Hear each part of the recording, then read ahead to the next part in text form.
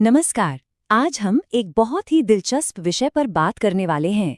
एक ऐसा प्राचीन भारतीय ज्ञान जो हमारे घरों और यहाँ तक कि हमारी जिंदगी को भी एक नया आकार देता है। देखिए, ये सिर्फ ईंट पत्थर या आर्किटेक्चर की बात नहीं है। ये उससे कहीं ज्यादा गहरा है। ये ऊर्जा, सद्भाव और हमारे कल्याण का पूरा विज्ञान है। कभी इस बात पर गौर किया है, हम अपना ज्यादातर समय, अपनी जिंदगी का एक बहुत बड़ा हिस्सा इमारतों के अंदर ही तो गुजारते हैं। हमारा घर हो, हमारा दफ्तर हो, ये सिर्फ छत और दीवारों वाले ढांचे नहीं हैं। असल में ये वो स्टेज हैं जहां हमारी जिंदगी की कहानी आगे बढ़ती है। ये वो जगहें हैं जहां हम सपने देखते हैं, मेहनत करते हैं और अपनी जिंदगी के सबसे खास पल जीते हैं। तो सवाल ये उठता है कि क्या कभी आपने ऐसा महसूस किया है कि किसी घर में जाते ही एक अजीब सी शांति, एक सुकून का एहसास होता है, और वहीं कुछ दूसरी जगहों पर एक तनाव या बेचैनी सी महसूस होती है? क्या ये सिर्फ हमारा वहम है या फिर हमारे आसपास के माहौल का, हमारे घर की बनावट का, हमारी एनर्जी और हमारी सफलता पर सच में कोई गहरा असर पड़ता है?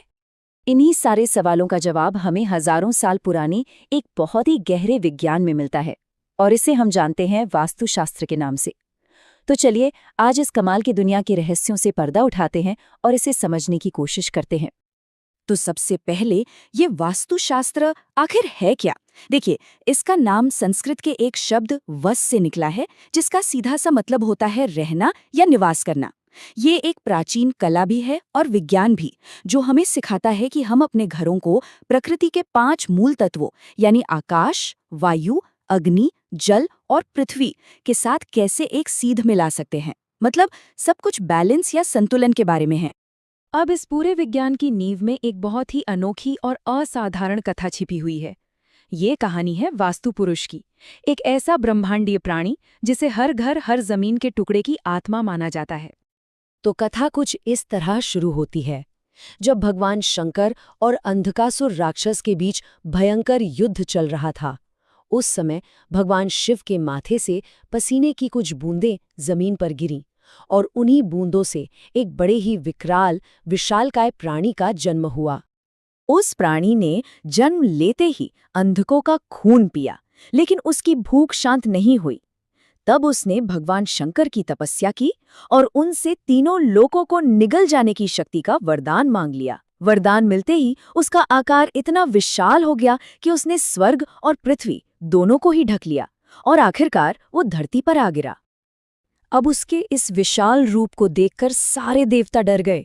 तब ब्रह्मा जी के कहने पर सभी देवताओं ने मिलकर उसे मुंह के बल जमीन पर गिरा दिया और उसे स्थिर कर दिया। हर देवता ने उसके शरीर के जिस हिस्से को पकड़ा, वो वहीं पर स्थापित हो गए, वहीं बस गए, और इसीलिए वो वास्तु कहलाया। तो इस तरह वास्तु पुरुष का पूरा शरीर हर जमीन के टुकड़े के लिए एक पवित्र एनर्जी मैप, एक ऊर्जा का नक्शा बन गया, जो ये बताता है कि कौन सी दिव्य ऊर्जा कहाँ पर रहती है। तो देखिए, इस शक्तिशाली पौराणिक कहानी से हम सीधे प्रैक्टिकल ज्ञान की तरफ बढ़ते हैं। एक अच्छा और सामंजस्यपूर्ण घर बनाने के लिए सबसे पहला और ज़रूरी कदम है सही ज़मीन का चुनाव करना। तो चलिए देखते हैं कि हमारे प्राचीन ऋषि मुनि ज़मीन की ऊर्जा को परखते कैसे थे।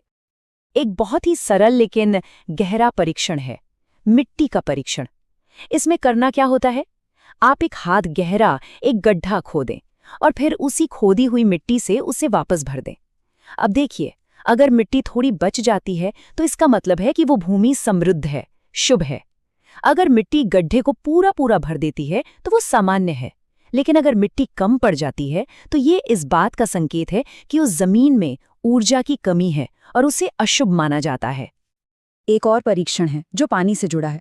उसी गड्ढे को पानी से लबालब भर दें, फिर 100 कदम दूर जाकर वापस लौटें और देखें। अगर पानी का लेवल उतना ही है तो समझिए कि वो जमीन बहुत ही शानदार है, जीवन को बढ़ाने वाली है। लेकिन अगर आधा या उससे ज्यादा पानी कम हो गया है तो ये माना जाता है कि वो जमीन ऊर्जा को अपने अंदर रोक नहीं सकती और रहने के लिए अच्छी नहीं है। ठीक है, तो अब सवाल ये है कि ये जो पुराने सिद्धांत हैं, ये आज के हमारे घरों और अपार्टमेंट्स पर कैसे लागू होते हैं? चलिए अब इसे भी विस्तार से समझते हैं। तो ये सिद्धांत आधुनिक घरों में कैसे काम करते हैं? देखिए, हर कमरे के लिए एक आदर्श दिशा तय है जो एक खास तत्व से जुड़ी हुई है। जैसे कि पूजा घर को हमेशा उत्तर पूर्व यानी ईशान कोण में होना चाहिए। ये जल और आकाश तत्व से जुड़ा एक शांत आध्यात्मिक जोन है। रसोई, जो कि आग का स्थान है, वो दक्षिण पूर्व यानी आग्नेय कोण में सबसे अच्छी मानी जाती है। और मास्टर बेडरूम, जहां हमें स्थिरता और आराम की सबसे ज्यादा जरूरत होती है, उसे दक्षिण पश्चिम यानी नैऋत्य कोण में होना चाहिए, जो पृथ्वी तत्व से जुड़ा है। अब आते हैं घर के सबसे जरूरी हिस्से पर, उसका केंद्र, जिसे कहते हैं ब्रह्म स्थान। ये वास्तुपुरुष का दिल है, उसकी नाभि है। कह सकते हैं कि ये घर का पावर हाउस है। इस जगह को हमेशा खुला, साफ सुथरा और किसी भी भारी सामान या दीवार जैसी बनावट से मुक्त रखना चाहिए।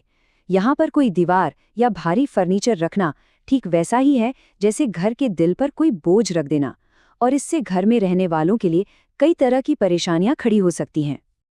अभी तक हमने दिशाओं और नियमों की बात की, लेकिन एक बात समझनी बहुत जरूरी है। वास्तुशास्त्र सिर्फ कुछ नियमों की लिस्ट नहीं है, ये असल में जीवन जीने के एक बहुत गहरे दर्शन का हिस्सा है। भारतीय दर्शन के अनुसार हमारी जिंदगी के 4 महान लक्ष्य हैं। धर्म यानी हमारा कर्तव्य, अर्थ यानी समृद्धि, काम यानी हमारी इच्छाएं, और मोक्ष यानी आध्यात्मिक मुक्ति। वास्तु के हिसाब से बना एक घर सिर्फ रहने की जगह नहीं है, बल्कि वो एक ऐसा साधन है, एक ऐसा माहौल तैयार करता है जो हमें इन चारों लक्ष्यों को पाने में मदद करता है।